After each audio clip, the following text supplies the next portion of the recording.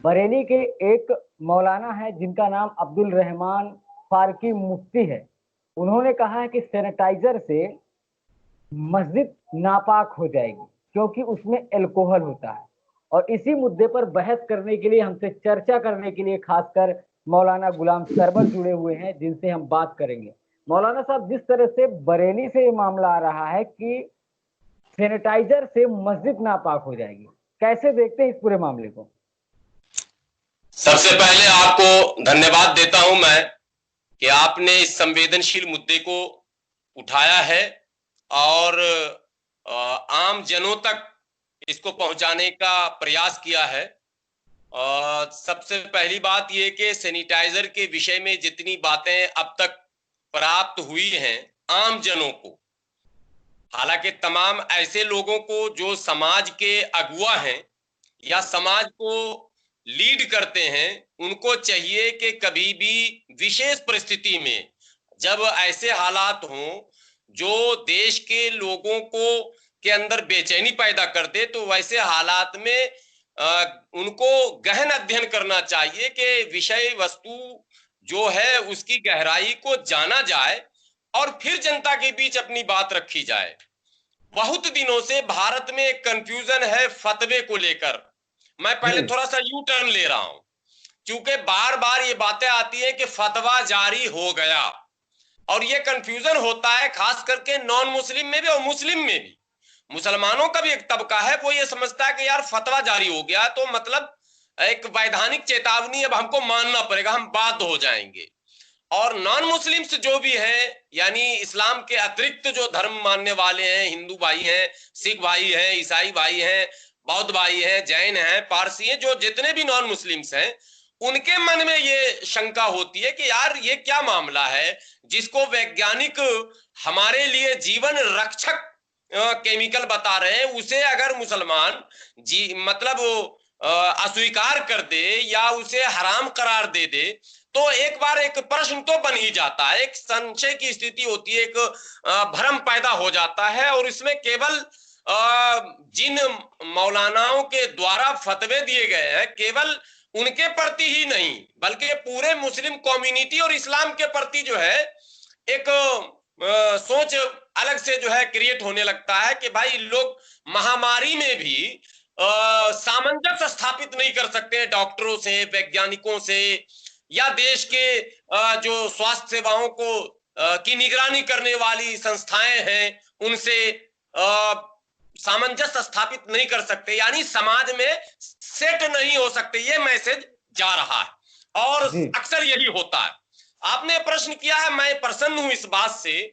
मैं चाहता हूं कि जो शंकाएं बन रही हैं और जो नैरेटिव सेट करने का प्रयास किया जा रहा है, मैं तो और आप जैसे और पत्रकारों से विनती करता हूं कि इसको नकारात्मक नहीं, थोड़ा सकारात्मक डिबेट इस पर होना चाहिए कि आखिर ये बातें क्यों उठी, कहां से उठी, अज्ञानतावश उठी या बहुत ज्यादा ज्ञान का भंडार उनके पास था, उन्होंने रिसर्च कर लिया कि अल्कोहल कितने प्रकार के होते हैं, सैनिटाइजर में उसका मिश्रण कितना प्रतिशत होता है, और क्या इन परिस्थितियों में जब हम अपने शरीर का वो भाग जो खुला होता, खास करके हाथ, हम सैनिटाइज कर रहे हैं, हम कुर्सी सैनिटाइज कर रहे हैं, हम मोबाइल सैनिटाइज कर रहे हैं, हम दरवाजे का हैंडल सैनिटाइज कर रहे हैं, तो फिर क्या कारण है कि मस्जिद सैनिटाइज नहीं कर सकते? ये बहस का है सब्जेक्ट, इस पर बहस होनी चाहिए। अगर किसी ने छेड़ा है तो बहस होनी चाहिए। और आपने प्रश्न किया, मैं देशवासियों से,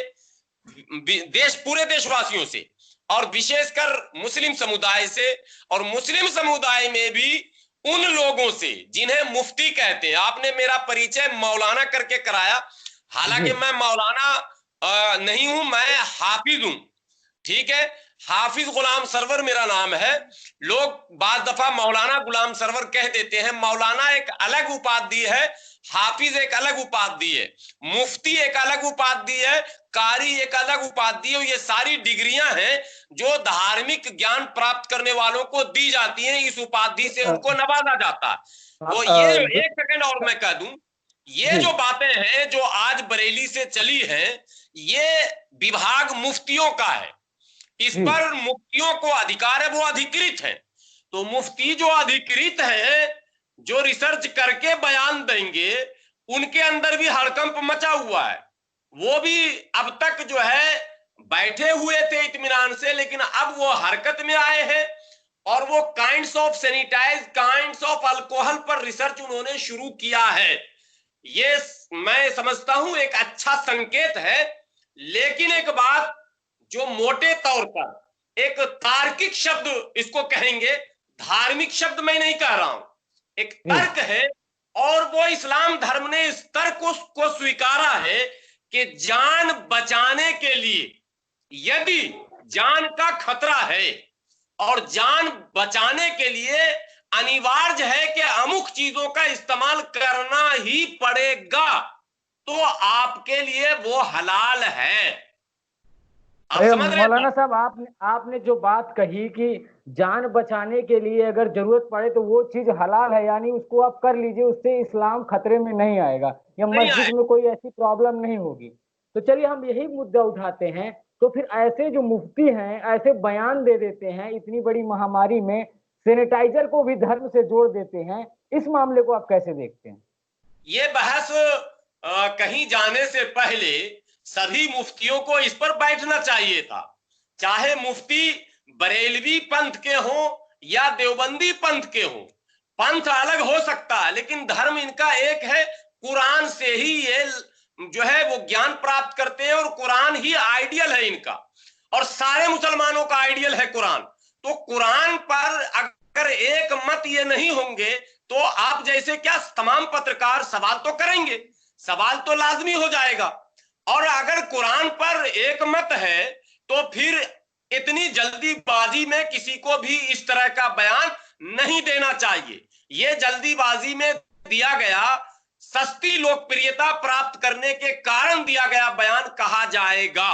इसलिए कि अन्य जो पंथ हैं, अहले हदीस है हमारे यहाँ देवबंद के लोग हैं, तो और शिया हजरात हैं, ये सब लोग बैठेंगे, सबके मुफ्ती बैठेंगे, डिस्कशन करेंगे। अगर वाकई ये हराम होगा तो ऐलान इकट्ठा होगा, लेकिन ऐसा है नहीं। ये जर्म्स किलर है जो सर मैं आपको काउंटर करना चाहूंगा। एक मेरी बात सुनिए, आपने कहा अगर मौलाना और मुफ्ती बैठेंगे, अगर कहेंगे कि ये हराम है, तो क्या सैनिटाइजर यूज करना बंद कर दिया जाएगा? अल्कोहल की कोई भी चीज खास समुदाय की अगर बात करें तो क्या पूरी तरह से बंद हो जाएगा अगर मुफ्ती और मौलाना कह देंगे? फिर आप फतवे वाली बात वही सामने आ जाती है कि फतवा ही दिया गया ना फिर मुफ्ती मौलानाओं की तरफ से। नहीं, अगर पूरे हमारे यहाँ एक गिरोह है जिसको हम लोग इजमाए उम्मत कहते हैं, यानी पूरी दुनिया के मुफ्ती, पूरी दुनिया के, सिर्फ भारत का मसला नहीं है ये। सैनिटाइजर केवल भारत में इस्तेमाल नहीं हो रहा, सैनिटाइजर अरब में इस्तेमाल हो रहा, टर्की में इस्तेमाल हो रहा, मलेशिया में इस्तेमाल हो रहा, ईरान में इस्तेमाल हो रहा, तमाम मुस्लिम देशों में इस्तेमाल हो रहा। मैंने मलेशिया के कई तस्वीरें देखी हैं, मस्जिद जाते समय और जो है वो गेट पर टनल बना हुआ, उस टनल से गुजरना है और वो टनल जो है प्रति व्यक्ति को सैनिटाइज करता चला जाता। तो जब इस्लामी देशों में सैनिटाइज का इस्तेमाल हो रहा है तो भारत में किसी एक मुफ्ती को इस पर कुछ भी कहना, मैं समझता हूं सिवाय लोकप्रियता प्राप्त करने के और लोगों को मानसिक रूप से थोड़ा सा मतलब सोच बदलवाने की कोशिश करने के और कुछ नहीं है। एक बात जो आपने कही कि फतवा, इसमें नो डाउट, इसको क्लियर मैं कर दूं, अगर पूरी दुनिया के मुफ्ती अगर इत्तेफाक कर लेंगे, एक मत अगर हो जाएंगे कि हाँ ये हराम है, तो पूरी दुनिया का मुसलमान उसको इस्तेमाल नहीं करेगा, ये पहले से तय है। और आपको बता दूं जितने भी प्रोडक्ट्स होते हैं जो कंपनी हैं और वो मल्टीनेशनल कंपनियां अगर होती हैं और उसमें अल्कोहल का या किसी भी ऐसे आपत्तिजनक वस्तुओं का, पिछले दिनों E97 को लेकर, E96 को लेकर जो बहस चली हुई थी हराम और हलाल की, जिसको नकारा गया, तो अगर पूरी दुनिया के मुफ्ती इस बात पर एक मत अगर हो जाएंगे तो ये माना जाएगा और इस पर अमल भी किया जाएगा। लेकिन ऐसा कुछ है नहीं मौलाना साहब। चलिए आपकी बात मान लिया कि अमल किया जाएगा, लेकिन एक बात बताइए, पेन में भी अल्कोहल, पेन की जो जिससे हम लिखते हैं उसमें भी अल्कोहल यूज होता है, जो सेंट यूज करते हैं उसमें भी अल्कोहल यूज होता है। तो क्या आप उसको भी बैन कर देंगे? देखिए मैं क्या कह रहा हूं आपको, हम होते ही नहीं है बैन करने वाले। नहीं, ये मैं काम तो वो मौलाना और मुफ्तियों की बात कर रहा हूँ जो खास धर्म को चला रहे हैं, आपके धर्म को चला रहे हैं, आपके धर्म को लोगों तक पहुंचा रहे हैं। क्या अगर ऐसा होता है तो पेन जो यूज करते हैं उसको ही बंद कर देंगे, जो सेंट यूज करते नहीं हैं उसको ही बंद कर देखिए, देंगे, क्योंकि इसमें भी अल्कोहल होता है। जी पहले यही रिसर्च का विषय है। पहले तो काइंड्स ऑफ अल्कोहल को समझना, कितने जी प्रकार के अल्कोहल होते हैं और कौन कौन सा अल्कोहल कहां कहां प्रयोग किया जाता, ये बहस का विषय है। बहस का विषय ये है कि अल्कोहल के प्रकार कितने हैं, अल्कोहल का निर्माण कैसे होता है और कौन कौन सा अल्कोहल कहां कहां इस्तेमाल होता है, उसकी क्वांटिटी कितनी होती है, कहां पर जाकर वो हराम का दायरा पार करता है, कहां पर नहीं करता है। इस्लाम धर्म में हर चीज का एक सिद्धांत तय है और तय सिद्धांतों के अतिरिक्त अगर कोई भी मौलवी, मौलाना, मुफ्ती अपनी ओर से कोई बातें करता है तो वो इस्लाम का दुश्मन है, मानवता का दुश्मन है। जो मानक हमारे यहां तय किए गए हैं उन मानकों पर अगर वो कुछ खड़ा उतरता है, आप कहेंगे कि पेन में यूज होता है, स्याही में, इंक में यूज होता है, बहुत सारी चीजें हैं, दवाइयां हैं, होम्योपैथ के दवाई में इस्तेमाल होता है, कई और मेडिसिन हैं जिसमें अल्कोहल का मात्रा पाया जाता है। और आप सुन लीजिए, जो ठंड पेय है, जो कोल्ड ड्रिंक्स है मार्केट में अवेलेबल, कोल्ड ड्रिंक्स के बारे में भी बताया जाता है कि अल्कोहल का कुछ न कुछ मात्रा उसमें भी है, लेकिन वो जी कोल्ड ड्रिंक्स पिए जा रहे हैं। तो इसलिए बहस का सब विषय यह है कि वो कौन सा अल्कोहल होगा और उसकी कितनी मात्रा होगी कि वो हराम हो जाएगा, और वो कौन सा अल्कोहल होगा जिसकी मात्रा कितनी होगी कि वो हलाल हो जाएगा। अभी तो जो सर ये बातें फिर आई है मौलाना सैनिटाइजर हाफिज को साहब, लेकर, तो सर मेरी बात सुनिए, तो ये फिर सुविधा वाली पॉलिटिक्स नहीं हो गई कि नहीं, जितनी सुविधा की बात जरूरत है उतना ही यूज करेंगे? आप, मेरी बात आप नहीं समझ रहे हैं। जरूरत तो वैज्ञानिक तय करते हैं ना, जैसे सैनिटाइजर में अल्कोहल है, 76% अल्कोहल है, लेकिन वो कौन सा अल्कोहल है, क्या वो अगर अल्कोहल है? चलिए ठीक है सर, मैं एक बात मानता हूँ, वो अल्कोहल दूसरा है क्या है, लेकिन अगर उनको पता नहीं है कि कौन सा अल्कोहल है फिर भी ऐसे बयानबाजी की जाती है कि मस्जिद नापाक हो जाएगी, तो ऐसे मुफ्तियों के लिए आप क्या कहेंगे? नहीं नहीं, ऐसे मौलवियों को तो मैं बता रहा हूं आपको कि वो मौलवी जो बगैर किसी रिसर्च के, बगैर किसी तहकीक के, बगैर किसी डिफिनेशन को समझे हुए अगर कोई बयान देता है, मात्र वो सस्ती लोकप्रियता प्राप्त करना चाहता और कुछ नहीं, इस्लाम से उसका कोई लेना देना नहीं। इस्लाम में वो वही चीज मान्य होगा जिस पर सभी लोग एक मत हो जाएं, और मानवीय संवेदनाओं का इस्लाम ने हमेशा ख्याल किया है। मानवता को किनारे करके इस्लाम कभी कोई निर्णय नहीं ले सकता है, ले ही नहीं सकता है। और मानवता को बचाने के लिए अगर कोई ऐसी चीज, कोई ऐसा द्रव्य, कोई ऐसा केमिकल, केमिस्ट्री एक विशाल दुनिया है, केमिस्ट्री कोई छोटा सब्जेक्ट नहीं है, और केमिस्ट्री को बगैर पढ़े मुफ्ती जो है फतवा नहीं दे सकता है। टोटल जो चलिए केमिस्ट्री वो बात मेरा जाएगी। आपसे मेरा आपसे एक पर्सनल सवाल है। अगर मान लीजिए कोविड-19 जैसी महामारी पूरे देश के अंदर फैली हुई है, जान बचाने के लिए अगर अल्कोहल की जरूरत पड़ती है यूज करने के लिए, डॉक्टर्स बोलते हैं कि इससे आपकी जान बच जाएगी, इन्फेक्शन नहीं होगा, तो क्या उस चीज को यूज नहीं किया जाएगा, धार्मिक मामले को लेकर ही बैठा जाएगा? ये व्यक्तिगत आपने प्रश्न किया है, लेकिन मैं उत्तर आपको वो दे रहा हूं जो सामूहिक उत्तर है, और इस्लाम का स्पष्ट मानना है और आदेश है कि जान बचाने के लिए यदि वो चीजें जो जो आम दिनों में हराम है, लेकिन परिस्थिति अब ऐसी आ गई कि आपकी जान बच नहीं सकती है, तो आपके लिए वो हलाल है। अगर यही फतवा जिस पर सबकी सहमति है, तो फिर इस पर, सैनिटाइजर पर किसी भी प्रकार की आपत्ति नहीं होनी चाहिए, क्योंकि सैनिटाइजर का इस्तेमाल इसलिए किया जा रहा है कि कोविड-19 के जो कीटाणु हैं वो बहुत बारीक हैं और उनको मारने का कोई रास्ता नहीं है। इसका एक ही इलाज है कि आप सैनिटाइज रखें ताकि वो आक्रमण न कर पाए। तो मस्जिद में जब आप जाएंगे और बड़ी तादाद में जाएंगे तो मस्जिद को एंटी जर्म्स बनाने का उपाय जो है वो यही है कि आप उसे सैनिटाइज करें। जो अप टू नाउ बात बता रहा हूं, आज तक यही है। आगे और क्या विकास होगा, कौन सा केमिकल आएगा, ये बाद की बातें हैं।